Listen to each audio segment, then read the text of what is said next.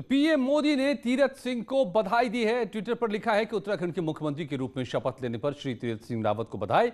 उनको प्रशासनिक और संगठनात्मक अनुभव है। मुझे विश्वास है कि उनके नेतृत्व में राज्य विकास की नई ऊंचाइयों को छुएगा।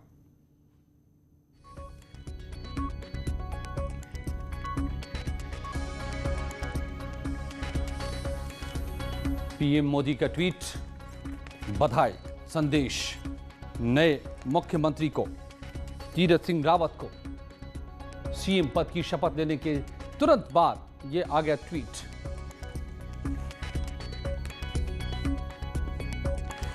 और मेरे साथ जुड़े हुए हैं मोहन काला साहब, यूकेडी के नेता हैं, गरिमा दसोनी हैं, प्रवक्ता कांग्रेस के। इंतजार रह गया सुरेश जोशी साहब का, जुड़ना तय था उनका, लेकिन अब तक मुझे नजर आ नहीं रहे हैं क्योंकि बीजेपी से सवाल तो सारे बीजेपी से हैं। मगर इस वक्त मोहन काला जी, आप कुछ कहना चाह रहे थे, आप क्या बताना चाह रहे हैं?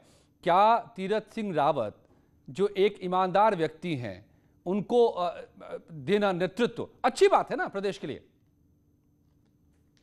बहुत अच्छी बात है और नेतृत्व देना भी चाहिए, अच्छे लोगों को नेतृत्व देना भी चाहिए। लेकिन सवाल यहाँ पे ये मान रहे हैं ना, देखिए अजय झा, आपको कह रहे हैं लोग, आप नहीं अजय झा, मैं बता दूं मोहन काला है, मैं अजय झा या अजय वत्स जो भी कह ले मैं हूं जी। मोहन जी, तो आप मान रहे हैं ना कि अच्छे व्यक्ति हैं, ईमानदार व्यक्ति हैं तीरथ राज सिंह?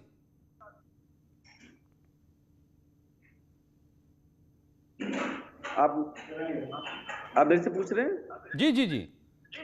हाँ, मैं ये कहना चाहूंगा कि तीरथ भाई अच्छे व्यक्ति हैं, उसमें कोई दो राह नहीं है।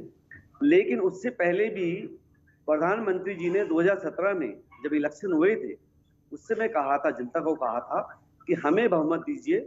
जनता ने बहुमत दिया, 57 सीटें दी और ये कहकर कि भाई डबल इंजन की सरकार चलेगी। डबल इंजन की सरकार 4 सालों में देख लीजिए, जो बुरा हाल उत्तराखंड का सरकार का हुआ है उससे पहले कभी नहीं हुआ था। बुरा हाल कांग्रेस ने भी किया और बुरा हाल जो है भाजपा ने भी किया। आज स्थिति 20-21 सालों में ये दुर्दशा उत्तराखंड की हो चुकी है कि जनता जो है सड़कों में आ चुकी है, बहुत परेशान है। और ये कुशासन की जो नीति इन्होंने अपनाई है, उसका फायदा उठाने के लिए अब तीसरी पार्टी आ चुके हैं। हमारा अच्छा खासा एक खलियान था, हमारा अच्छा खासा बगीचा था, 2 बंदर उजाड़ रहे थे, एक तीसरा बंदर भी आम आदमी पार्टी के रूप में आ चुका है। आपकी आवाज थम सी गई, लेकिन अब गरिमा दसोनी जी सीधे सीधे कह दिया जी मोहन काला साहब ने कि आपने भी लूटा, इन्होंने भी लूटा। एक आवाज सा चमन था, दोनों ने मिलकर उजाड़ दिया। कहा या क्या कहा कि 2 बंदर पहले से नहीं, इन्होंने क्या शब्दावली प्रयोग करी? कुछ नहीं करने वाले, आखिरी में कुछ भला होने वाला। 10 महीने बचे हुए हैं, मुझे लगता नहीं कि 10 महीने में तीरथ भाई कुछ कर पाएंगे। नहीं मोहन जी, तो अच्छा आपकी नजर में किसने ज्यादा नुकसान पहुंचाया, कांग्रेस ने, कांग्रेस के राज ने या मौजूदा राज ने? और योगी आदित्यनाथ क्या कह रहे हैं? तीरथ सिंह रावत को हार्दिक बधाई और शुभकामनाएं। जी मोहन जी, किसने ज्यादा नुकसान पहुंचाया? 50-50% दोनों की भागीदारी रही है। 50-50% मैं कहूंगा। और 100% नुकसान हुआ है, 100% नुकसान हुआ है। 50% कांग्रेस जिम्मेदार है, 50% ही भाजपा रही है। ये बताइए गरिमा जी, फिर क्या करे जनता? दोनों की आपस में मतभेद। मेरा सवाल ले लीजिए फिर मोहन काला जी, मेरा सवाल ले लीजिए आप फिर। मोहन जी जवाब दे रहे हम गरिमा जी समझ रहे हैं, तो मेरा सवाल ले लीजिए आप जरा। आप मुझे ये बताइए, अपने कारण बताइए कि यूकेडी को जिसने लड़ाई लड़ी, या बकौल आपके जिसने उत्तराखंड राज्य की लड़ाई लड़ी, या आप लोग कहते हैं क्यों नकार दिया उत्तराखंड की जनता ने? और हर बार भाजपा और कांग्रेस की सरकार में मलाई चाटने के लिए आपका व्यक्ति क्यों शामिल हो जाता है मंत्रिमंडल में, या सरकार का हिस्सा क्यों बन जाता है? यानी कि यूकेडी चित भी मेरी पट भी मेरी, ये क्या बात हुई कि मीठा मीठा गप और कड़वा कड़वा थू? आपको जिस समय सत्ता का सुख चाहिए, तो राजनीति है। आप या तो हिस्सा मत बनिए ना, यही तो सियासत है। हिस्सा क्यों बनते हैं? आप सरकारों का हिस्सा क्यों बनते हैं? आप बाइकआउट करिए ना कांग्रेस और भाजपा। बोलिए। अरे मोहन जी, क्या का इतिहास है कि यूकेडी दोनों सरकारों में शामिल रहती है और उसके बाद कह देती है ये एक थैली के चट्टे बट्टे। ये बदनाम किया गया है कांग्रेस के द्वारा, ये बदनाम किया गया भाजपा के द्वारा। हमारे लोग अगर कुछ काम करना चाहते थे आप लोगों ने काम नहीं करने दिया है। आप कभी भी नहीं चाहते थे, आप कभी भी नहीं चाहते थे उत्तराखंड बने। आपको ध्यान होना चाहिए, आप कभी भी नहीं चाहते उत्तराखंड बने। आप लोगों ने बोला था कि उत्तराखंड बनेगा, हमारी छाती में बनेगा। आप इस तरह से हैं, और जितने भी कांड किए गए हैं उत्तराखंड के जितने भी हमारे नाम की चीज नहीं है, आपके पास ब्रेन चाइल्ड हमारे पास संगठन है। आपकी संगठन की बात कर रहे हैं, आप कौन सी संगठन की बात कर रहे हैं? आपके संगठन में देखिए कितने धड़े होते हैं। सुनिए आपके दुनिया भर के धड़े बैठे हुए हैं। बीजेपी जो कहती है आप दोनों के लिए, आप दोनों ने खुद कह दिया, आप बात कर रहे हैं एक दूसरे के लिए। आप कांग्रेस के हो चुके हैं। अरे मोहन काला जी, और बदनाम करने वाले हमारे उत्तराखंड क्रांति दल को बदनाम करने वाले आप कांग्रेस ही है, जो भाजपा और कांग्रेस ने बदनाम किया हमारी पार्टी को। ओके ठीक है। दीपांकर थे 20 साल पहले, वहीं खड़े हैं आप आज भी। दीपांकर गरिमा जी कह रही थी आपके, अच्छा छोड़िए, आप लोग दोनों एक दूसरे की तारीफ वही कर रहे हैं जो बीजेपी आप दोनों की तारीफ करती है। दीपांकर गरिमा जी कह रही थी कि इसलिए हरीश रावत तारीफ करते नहीं गाते थे त्रिवेंद्र सिंह रावत के, ताकि वो बने रहें और इसका फायदा कांग्रेस को मिले, इसलिए तारीफ थी। वो फंसा रहे थे बीजेपी को। हरीश रावत बड़े पुराने चावल हैं, हरीश रावत कटाक्ष करते थे, वो सीधे कटाक्ष बिल्कुल करते थे। हरीश रावत की राजनीति बहुत दिलचस्प राजनीति है। हरीश रावत क्या कहते हैं और कहां वार करते हैं, कहां तीर चलाते हैं, कहां निशाना होता है। लेकिन जी दीपांकर के बाद गरिमा जी, दीपांकर बोल दे, आपकी बात का ही जवाब ले ली है। और इस वक्त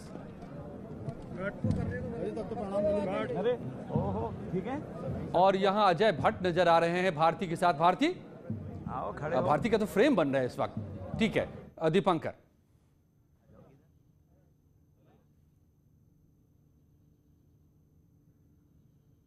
के तौर पर तीरथ सिंह रावत जी ने शपथ ले ली है। सांसद अजय भट्ट भी वहाँ मौजूद रहे हैं। सर, नई जिम्मेदारियां, नई चुनौतियां और एक नया फैसला, ये कह सकते हैं कि जिम्मेदारियों भरा फैसला तीरथ सिंह रावत जी के कंधों पर डाला। कोई चुनौती नहीं है। वो भारतीय जनता पार्टी के कार्यकर्ता हैं। मुझसे पहले वो इस प्रदेश के भारतीय जनता पार्टी के अध्यक्ष रहे हैं। वो चुनौतियों को कैसे पार किया जाता है जानते हैं। हमारे पास चुनौतियों को पार करने के लिए हमारे कार्यकर्ता का जन सैलाब है और उनके बलबूते पर हम लोग हर चुनौती को पार करते हैं। हमारे पास एक बहुत बड़ी संख्या में ध्येयनिष्ठ कार्यकर्ता है, देवतुल्य कार्यकर्ता हमने उनका नाम दिया है, जो पार्टी को आज चरम पर ले गए हैं, जिसकी वजह से आज हम विश्व की नंबर 1 की पार्टी बन गए हैं। उत्तराखंड में तो कोई हमारा सामने कोई किसी प्रकार का विकल्प खड़ा है ही नहीं। मंत्रिमंडल विस्तार को लेकर सर तमाम तरह की अटकलें कब तक होगा, क्योंकि आज भी ये कहा जा रहा था हो सकता है, लेकिन हुआ तो ऐसा कोई अटकल नहीं है। आज माननीय मुख्यमंत्री जी ने शपथ ली है, चाहे आज रात बन जाए, कल बन जाए, परसों बन जाए, किसी भी समय मंत्रिपरिषद की घोषणा हो जाएगी। आप उस दिन भी इसी तरह से ओथ में शामिल होने आइएगा। ठीक है सर, लेकिन ये बताइए कि कल तक जिस तरह की हलचल थी, आज सुबह जब हम सब ने ही तीरथ सिंह रावत जी का नाम सुना, मीटिंग का अंदर नहीं पता चल पाया, वो बताइए वो क्या रहा? बहुत अच्छा रहा। सारे माननीय विधायक गणों ने और हम सब सांसदों ने उनको बधाई दी, उनका नाम प्रपोज हुआ, जो एक सिस्टम होता है, और खुशी मुख्यमंत्री बनने वाले थे, क्या हो गया? एक दूसरे को फूल के गुलदस्ते कैसे चूक गए और तीरथ जी को की घोषणा कर दी। सबसे बड़ी बात ये रही। 2022 का चैलेंज कितना? कोई चैलेंज नहीं। चैलेंज तो हमारा ये जन सैलाब जो कार्यकर्ता हैं ये लेते हैं। कोई चैलेंज नहीं, कोई यहाँ खड़ा ही नहीं है हमारे सामने। कोई कितना कह ले, भारतीय जनता पार्टी बहुत बड़ी मेजोरिटी से जीत के आने वाली है। पहले से भी ज्यादा सीट हम उत्तराखंड में जीतने वाले हैं। बहुत बहुत शुक्रिया सर हमसे बातचीत करने के लिए। अजय भट्ट जी सांसद जिनको आप सुन रहे थे, उन्होंने बताया कि मंत्रिमंडल का विस्तार बहुत जल्द हो सकता है। कैमरा पर्सन दीपक उपाध्याय के साथ भारती सकलानी, न्यूज़ 18 देहरादून। जी तो चुनौती कोई नहीं है। ओके दीपांकर प्लीज आप अपनी बात पूरी कीजिए कि हरीश रावत का निशाना, निगाहें कहीं और थी, निशाना कहीं और था, इसलिए इतनी तारीफें थी, मगर बीजेपी भी समझ गई, चलने नहीं दिया। बिल्कुल अजय, कांग्रेस को जब हम कवर करते हैं बतौर रिपोर्टर या बतौर पत्रकार, कांग्रेस में एक जो सबसे बड़ी प्रॉब्लम अभी यह है कि कांग्रेस ये मानती थी, अंदर खाने कांग्रेस का बड़े से बड़ा नेता हो या छोटे छोटा कार्यकर्ता हो, कि त्रिवेंद्र सिंह रावत रहेंगे तो उनको हम कमजोर मुख्यमंत्री साबित करके 2022 का चुनाव आसानी से हमारी झोली में चला जाएगा। लेकिन अब त्रिवेंद्र सिंह रावत मुख्यमंत्री नहीं है, पहली बात। दूसरी बात कि तीरथ सिंह रावत के पास इतना बड़ा कार्यकाल नहीं है कि कांग्रेस उनको कहीं पर इतनी जल्दी घेर पाएगी या उनके खिलाफ कोई नई रणनीति बनाएगी, क्योंकि खुद तीरथ सिंह रावत को 6 से 8 महीने का वक्त इस राजनीति को समझने में लग जाएगा। अब कांग्रेस के सामने जो सबसे बड़ा सवाल है कि अब आपकी फाइट एक बार फिर से नरेंद्र मोदी के चेहरे से होनी है, और बीजेपी में नरेंद्र मोदी से बड़ा कोई चेहरा नहीं है। तो क्या नरेंद्र मोदी वर्सेस हरीश रावत होगा? और फिर जो 2017 में हुआ था तब भी नरेंद्र मोदी वर्सेस हरीश रावत हुआ था। तो गरिमा जी से अब सवाल यह है कि अब क्या कांग्रेस त्रिवेंद्र सिंह रावत को भूलकर अपनी पार्टी का कोई चेहरा तय करेगी? और हरीश रावत के मन में यह बात आज भी है जो वह अंदर खाने हमेशा यह मानते रहे कि एक बार वो मुख्यमंत्री जरूर बनना चाहते हैं कांग्रेस में, और यह बात प्रीतम सिंह और इंदिरा हृदय को कतई भी मंजूर नहीं होगी। अजय, ज्यादा उलझा तो मामला इधर ही है गरिमा जी, बीजेपी ने तो पत्ता खेल दिया।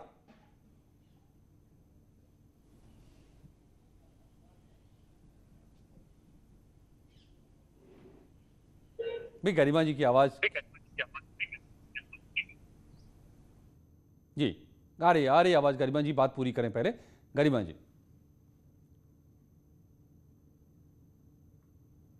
ने यहाँ पर अभी कहा कि हमारे पास कार्यकर्ताओं का अथाह सागर है जो हमें जीत की ओर ले जाता है। अजय भट्ट जी से पूछना चाहती हूँ, ये वही कार्यकर्ता है जिसकी अनदेखी करके आपने जो टोकरा भर के आप कांग्रेस के लोग ले गए थे, वो टोकरा आपने बैठा दिया अपने कार्यकर्ताओं के सर पर।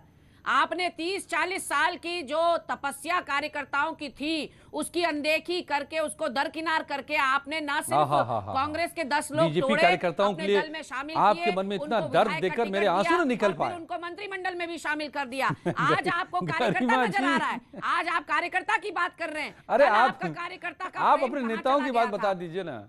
बीजेपी कार्यकर्ताओं के लिए इतना दर्द देकर आपके, मैं बता रही आपकी बातों में मुझे तो रोना आ रहा है वाकई।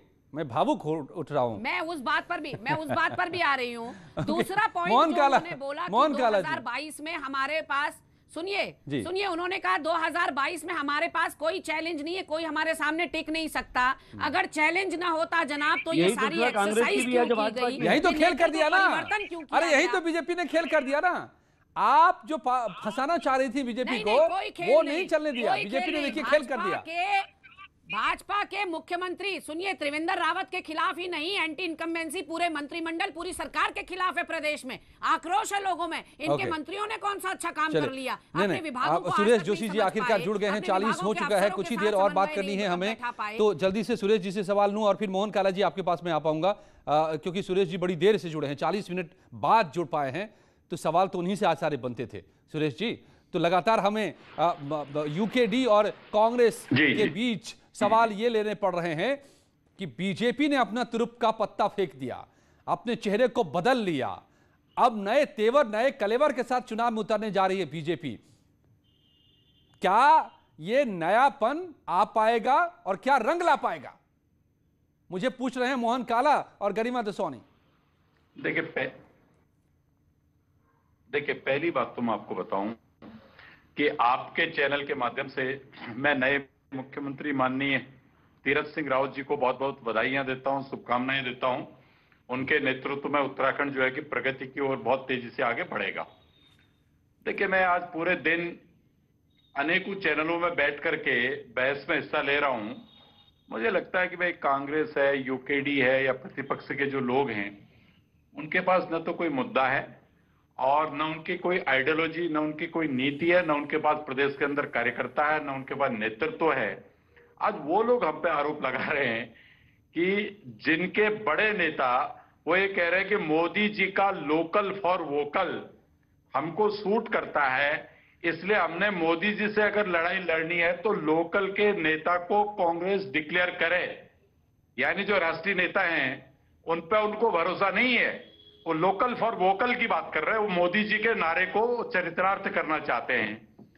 तो मुझे आश्चर्य इस बात का होता है कि उनके प्रवक्ता टीवी चैनलों पर आकर के बड़ी जोर जोर से चिल्लाते हैं कि भाई भारतीय जनता पार्टी ने ऐसा कर दिया, वैसा कर दिया। लेकिन मैं आपको एक बात बहुत स्पष्ट तौर पर बताना चाहता हूं, यह पार्टी एक आइडियोलॉजी बेस्ड पार्टी है, यह पार्टी कार्यक्रमों को लेकर चलने वाली पार्टी है। इस पार्टी के पास नरेंद्र मोदी जैसा नेतृत्व है, इस पार्टी के हर बूथ के अंदर, हर गांव के अंदर, हर समाज के अंदर इसका कार्यकर्ता खड़ा है। और आज उस कार्यकर्ता की ताकत के आधार पर भगत जी ने कह दिया कि जादू खत्म हो चुका है, मोदी मैजिक खत्म हो गया है। सारे मिथकों को तोड़ेगी जो दुस्वप्न लेकर के जो मुंगेरी लाल एक सीरियल आता था, उसके हसीन सपनों को लेकर के ब्रेक का वक्त जो एक ख्वाब पिरोए हैं, वो ख्वाब किसी के पूरे होने वाले नहीं है। 2022 का चुनाव भारतीय जनता पार्टी 60 पार यानी 60 सीटों से ऊपर जीतेगी। भाई तीरथ रावत जी को जो आज मुख्यमंत्री का ओके ठीक है दीपांकर, आपका कैलकुलेशन जो है बिल्कुल सही मुझे लग रहा है। सुरेश जी ने कह दिया, उस पर मोहर लगा दी कि अब चेहरा फिर से एक बार नरेंद्र मोदी ही होंगे। त्रिवेंद्र सिंह बनते चेहरा, क्योंकि वो सत्ता में थे, मुख्यमंत्री थे, तो अब नहीं है, और ये तो अभी आए ही हैं, तो ये कैसे चेहरा बन जाएंगे? तो चेहरा नरेंद्र मोदी ही होंगे। तैयारी कीजिए गरिमा जी, मोहन काला जी, आप लोग लौटते हैं हम एक ब्रेक के बाद। नरेंद्र मोदी।